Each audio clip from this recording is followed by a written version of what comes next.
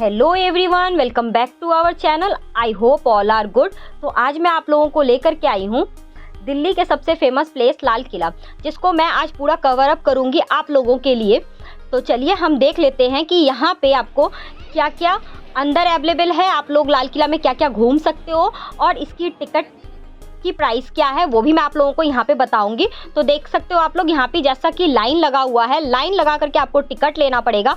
और हम जो है वीकेंड पे गए थे, तो वीकेंड पे बहुत ज़्यादा भीड़ होती है सैटरडे संडे को, क्योंकि ये जो है इस साइड आपको राइट साइड में जो है लाल किला पड़ता है और लेफ्ट साइड में आपको चांदनी चौक पड़ जाता है। तो ये बहुत ही फेमस इलाका है, तो यहाँ पे हमेशा भीड़ रहती ही है। तो यहाँ पे जैसा कि आप लोग देख सकते हो बाल महोत्सव भी चल रहा है साथ में। इसके बाद यहाँ से हम एंट्री ले रहे हैं। आपको यहाँ पे टिकट का प्राइस जो है मैं बता देना चाहूँगी, अगर आप काउंटर से जाके लेते हो तो 80 रुपीज़ पड़ता है। जैसा कि आप लोग यहाँ पे देख सकते हो कि मेरे हस्बैंड टिकट काउंटर के पास खड़े हैं, तो ये है टिकट काउंटर जहाँ से आप लोग टिकट ले सकते हो। इसके बाद अगर आप लोग स्कैन करके ऑनलाइन अगर पेमेंट कर देते हो तो आपको जो है विथ म्यूज़ियम टिकट पड़ता है 56 रुपीज़ में, जो कि आपको पूरे लाल किला में पूरा आप घूम सकते हो और म्यूज़ियम भी आप लोग उसमें कवर अप कर सकते हो। तो अब मैं आप लोगों को जैसा कि बता देती हूँ कि लाल किला के बारे में। ये लाल बलुआ पत्थर से पूरा बना हुआ है, जिस वजह से इसका कलर जो है वो रेड कलर का है और इसका नाम जो है वो लाल किला पड़ा है। इसकी दीवारों के लाल लाल रंग के कारण कहा जाता है इसे लाल किला। इस ऐतिहासिक किले को वर्ष 2007 में यूनेस्को द्वारा एक विश्व धरोहर स्थल चयनित किया गया था। भारत की राजधानी दिल्ली में स्थित लाल किला देश की आन बान शान, देश की आज़ादी का प्रतीक है। मुगल काल में बना यह ऐतिहासिक स्मारक विश्व धरोहर की लिस्ट में शामिल है और भारत के मुख्य पर्यटन स्थलों में से एक है। लाल किला के सौंदर्य, भव्यता और आकर्षण को देखने के लिए दुनिया के कोने कोने से लोग आते हैं और इसकी शाही बनावट और अनूठी वास्तुकला की प्रशंसा करते हैं। यह शाही किला मुगल बादशाहों का न सिर्फ राजनीतिक केंद्र है, बल्कि यह औपचारिक केंद्र भी हुआ करता था, जिस पर करीब 200 सालों तक मुगल वंश के शासकों का राज रहा। देश की जंग आज़ादी का गवाह रहा लाल किला मुगल कालीन वास्तुकला और सौंदर्य का अनुपम और अनूठा उदाहरण है। 1648 ईस्वी में बने इस भव्य किले के अंदर एक बेहद सुंदर संग्रहालय भी बनाया हुआ है। करीब 250 एकड़ जमीन में फैला यह भव्य किला मुगल राजशाही और ब्रिटिश के खिलाफ गहरे संघर्ष की दास्तां बयां करता है। वहीं भारत का राष्ट्रीय गौरव माने जाने वाला इस किले का इतिहास बेहद दिलचस्प है। तो अब हम बात कर लेते हैं लाल किला के इतिहास के बारे में। आप लोगों को यहाँ मैं थोड़ा सा बताना चाहूँगी।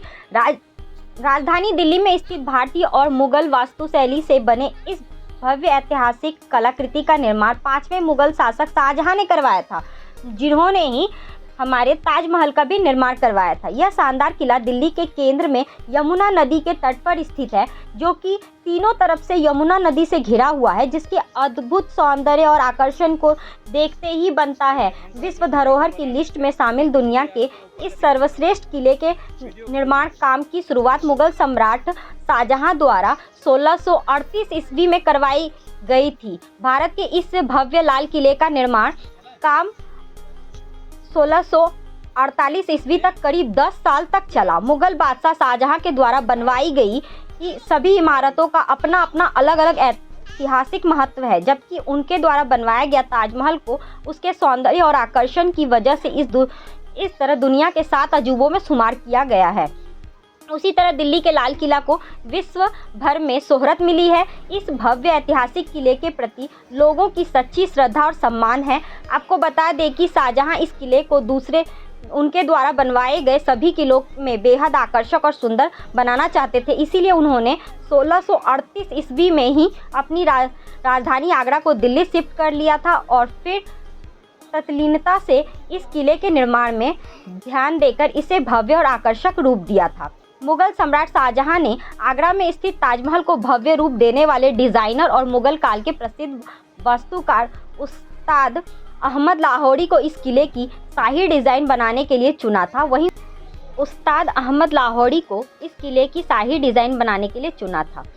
उस्ताद अहमद अपने नाम की तरह ही अपनी कल्पना शक्ति से शानदार इमारत बनाने में उस्ताद थे। उन्होंने लाल किला को बनवाने में भी अपनी पूरी विवेकशीलता और कल्पनाशीलता का इस्तेमाल कर इसे अति सुंदर और भव्य रूप दिया था। यही वह है कि लाल किला के निर्माण के इतने सालों के बाद आज भी इस किले की विशालता और खूबसूरती के लिए विश्व भर में जाना जाता है। तो ये आप लोग देख सकते हो, यहाँ पे हम मीना बाजार क्रॉस कर रहे हैं। ये अंदर मार्केट लगती है मीना बाजार की। यहाँ पे आपको हर तरह की वैरायटी के सामान मिल जाते हैं। तो फ्रेंड्स, आप लोगों ने अगर मेरे मीना बाजार का ब्लॉग नहीं देखा है तो आप लोग जाकर के उसे भी चेकआउट कर सकते हो, मेरे चैनल पे अवेलेबल है। और अभी तक आप लोगों ने मेरे चैनल को सब्सक्राइब नहीं किया तो मेरे चैनल को भी ज़रूर सब्सक्राइब कर ले। तो अब मैं बता देती हूँ, वहीं 17वीं शताब्दी पर जब लाल किले पर मुगल बादशाह जहांगीर शाह का कब्जा हो गया था, तब करीब 30 साल तक लाल किले बिना शासक का रहा था। इसके बाद नादिर शाह ने लाल किले पर अपना शासन चलाया। इसके बाद 18वीं सदी में अंग्रेजों ने लाल किले पर अपना कब्जा जमा लिया और इसे किले में जमकर लूटपाट की। भारत की आज़ादी के बाद सबसे पहले देश के प्रधानमंत्री जवाहरलाल नेहरू ने इस पर तिरंगा फहराकर देश के नाम संदेश दिया था।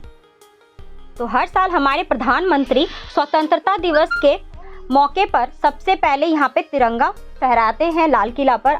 इसके बाद वहीं आज़ादी के बाद लाल किला का इस्तेमाल सैनिक प्रशिक्षण के लिए किया जाने लगा और फिर यह एक प्रमुख पर्यटन स्थल के रूप में मशहूर हुआ। वहीं इसके आकर्षण और भव्यता की वजह से इसे 2007 में विश्व धरोहर की सूची में शामिल किया गया था और आज इसकी खूबसूरती को देखने दुनिया के कोने कोने से लोग इसे देखने दिल्ली जाते हैं। अब मैं बात कर लेती हूँ नाप जोख की कि ये कितने एकड़ में फैली हुई है। इसके बारे में पूरा डिटेल्स में आप लोगों को बताती हूँ। लाल किला सलीमगढ़ के पूर्वी छोर पर स्थित है। इसको अपना नाम लाल बलुआ पत्थर की प्राचीर एवं दीवार के कारण मिला है। यहीं इसकी 4 दीवारी बनती है। यह दीवार 1.5 मील लंबी है और नदी के किनारे से इसकी ऊंचाई 60 फीट तथा 110 फीट ऊंची शहर की ओर से है। इसके नाप जोख करने पर ज्ञात हुआ कि इसकी योजना एक 82 मीटर की वर्गाकार ग्रिड का प्रयोग कर बनाई गई है। लाल किले की योजना पूर्ण रूप से की गई थी और इसके बाद के बदलावों ने भी इसकी योजना के मूल रूप से कोई बदलाव नहीं होने दिया। 18वीं सदी में कुछ लुटेरों एवं आक्रमणकारियों द्वारा इसके कई भागों को क्षति पहुंचाई गई थी। 1857 का प्रथम स्वतंत्रता संग्राम के बाद किले को ब्रिटिश सेना के मुख्यालय के रूप में प्रयोग किए जाने लगा था। इस सेना ने इसके करीब 80% मंडपों तथा उद्यानों को नष्ट कर दिया। इन नष्ट हुए बागों एवं बचे भागों को पुनः स्थापित करने की योजना सन 1903 में उम्मेद दानिश द्वारा चलाई गई। इसके बाद हम आ जाते हैं इसकी वास्तुकला पर। जैसा कि आप लोग देख सकते हो कि लाल किले में उच्च स्तर की कला एवं विभूषक कार्य दृश्य हैं, जैसा कि हम वीडियो में आपको दिखा रहे हैं। यहाँ की कलाकृतियाँ फारसी, यूरोपी एवं भारतीय कला का संश्लेषण है, जिसका परिणाम विशिष्ट एवं अनुपम शाहजहानी शैली था। यह शैली रंग, अभिव्यंजन एवं रूप में उत्कृष्ट है। लाल किला दिल्ली की एक महत्वपूर्ण इमारत समूह है जो भारतीय इतिहास एवं उसकी कलाओं को अपने में समेटे हुए है। इसका महत्व समय की सीमाओं से बढ़कर है। यह वास्तुकला संबंधित प्रतिभा एवं शक्ति का प्रतीक है। सन 1913 में इसे राष्ट्रीय महत्व के स्मारक घोषित होने से पूर्व की उत्तरकालीनता को संरक्षित एवं परिरक्षित करने हेतु प्रयास हुए थे। इसकी दीवारें काफी तराशी गई हुई है। ये दीवारें 2 मुख्य द्वारों पर खुली है, दिल्ली दरवाजा एवं लाहौर दरवाजा। तो लाहौरी दरवाजा, जैसा कि आप लोग देख सकते हो कि मैंने जहाँ से एंट्री की थी, जो एंट्री पॉइंट है वही लाहौरी दरवाजा है। लाहौर दरवाजे इसका प्रमुख प्रवेश द्वार है। इसके अंदर एक लंबा बाजार है, जैसा कि मैंने आप लोगों को वीडियो में दिखाई है। चट्टा चौक, जिसे चट्टा चौक या मीना बाजार के नाम से हम जानते हैं, जिसकी दीवारें दुकानों से कतराती है। इसके बाद एक बड़ा खुला स्थान है जहां पर लंबी उत्तर दक्षिणी सड़क को काटती है। यही सड़क पहले किले को सैनिक एवं नागरिक महलों के भागों में बांटती थी। इसके बाद हम आ जाते हैं नक्कर खाना में। लाहौर गेट से चट्टा चौक तक आने वाली सड़क से लगे खुले मैदान के पूरब को नकरा खाना बना है।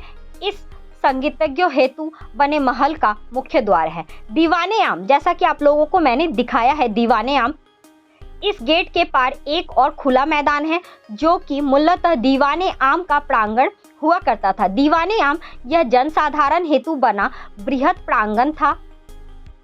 नहर-ए-बसीहत राजगद्दी के पीछे की ओर शाही निजी कक्ष स्थापित है। इस क्षेत्र में पूर्वी छोर पर ऊंचे चबूतरों पर बने गुंबददार इमारतों की कतार है जिसमें यमुना नदी का किनारा दिखाई पड़ता है। ये मंडप एक छोटी नहर से जुड़े हैं जिसे नहर-ए-बसीहत कहती हैं। जनाना महल के दो दक्षिणवर्तीय प्रासाद महिलाओं हेतु बने हैं। जनाना कहते हैं। मुमताज महल जो अब संग्रहालय बना हुआ है एवं रंग महल जिसमें स्वर्ण मंडित नक्काशीकृत छतें एवं संगमरमर सरोवर बने हैं जिसमें नहर-ए-बसीहत में जल आता है। खास महल दक्षिण में तीसरा मंडप है खास महल। इसमें शाही कक्ष बने हैं जिसमें राजसी शयन कक्ष, प्रार्थना कक्ष एवं बरामदा और मुसम्मन बुर्ज बने हैं। इस बुर्ज से बादशाह जनता को दर्शन देते थे। छत्ता चौक बाजार जो मीना बाजार छत्ता इसलिए बोलते हैं छत। ये क्या है? ड्रम हाउस जो शुरू में जो बताए थे नौकर वाला, दीवाने आम ये वाला, दीवाने आम रंग महल वो वाला, वो दोनों रंग महल है। उधर वो औरतों का ही आदमी था। खास महल ये वाला गिरा हुआ उठाया भी नहीं। ये और क्या रह गया? दीवाने खास ये वाला, खास महल बीच वाला है और ये दीवाने खास। हाँ दीवाने खास। हमाम हो गया वो जो बाथरूम बना है। आज तक हो गया वो गार्डन, ये गार्डन सावन पवेलियन ये सावन भादो हो गया। जफर महल वो जो बीच में है ना जो पानी छूटा हुआ जहाँ लकड़ी लगी हुई है उस तरफ चलेंगे। उधर काम नहीं है कुछ, वो सब तोड़ दिए। मैं दिखा देता हूँ दोबारा आपको। वो जफर महल है, मोती मस्जिद यही है और वो बावली वही है जो स्लीप वेल है कुआं टाइप देख लेते हैं। अच्छा चलो उसमें चढ़ने की सीढ़ी वीढ़ी नहीं है, सब तोड़ दिए। सब तुम हर चीज देखो, पूरा दिन 3 दिन लगाओ तो भी देख पाओ लाल किला। तो मैं मोटा मोटा आपको बता दे रहा हूँ। ये क्या है? दावत खाना ये सब हट गया। ये शाहबुर्ज वो चली गई कोने में बिल्कुल आखिरी में। और हीरा महल जो टूट गया, जो मैंने बताया था, जो आप पूछ रहे थे ना क्या होता है सफेद वाला, वो हीरा महल था, सब तोड़ दिया उसको। मुमताज महल वो जो कोने में। और क्या रह गया? आनंद बुर्ज और दिल्ली गेट जहाँ से पार्किंग से आया आपको, वो दिल्ली गेट है, लाहौरी गेट है। पूरे एरिया को ही वो वाला हमने देखा नहीं। अब मैं बता दूं आपको सबसे फेमस जो दीवाने खास है, जैसा कि आप लोग यहाँ पे देख रहे हो। अगला मंडप है दीवाने खास जो राजा का मुक्त हस्त से सुसज्जित निजी सभा कक्ष था। यह सचिवीय एवं मंत्रिमंडल तथा सभा सदस्यों से बैठकों के काम आता था। इसके बाद हम आ जाते हैं मोती मस्जिद। हमाम के पश्चिम में मोती मस्जिद बनी है।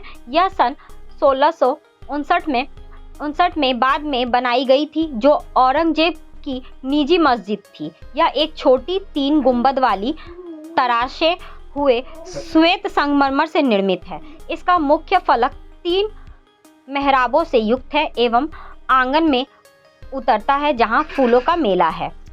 हयात बख्श बाग इसके उत्तर में एक बृहद औपचारिक उद्यान है जिसे हयात बख्श बाग कहते हैं।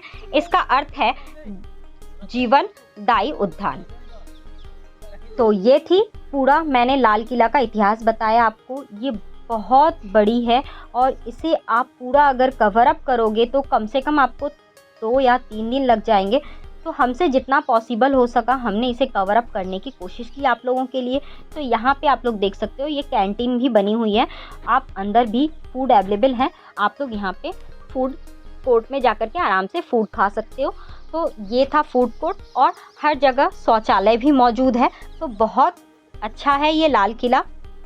और ये देख सकते हो अब हम जो है वो मीना बाज़ार से होते हुए बाहर की तरफ एग्जिट कर रहे हैं। तो फ्रेंड्स आई होप आप लोगों ने ये ब्लॉग एंजॉय किया होगा। अगर आप लोगों को ये मेरी ब्लॉग पसंद आए तो प्लीज़ मेरे चैनल को सब्सक्राइब कीजिएगा और अगली आप लोग कौन सी वीडियो देखना चाहते हो वो भी कमेंट करके आप लोग ज़रूर बताना।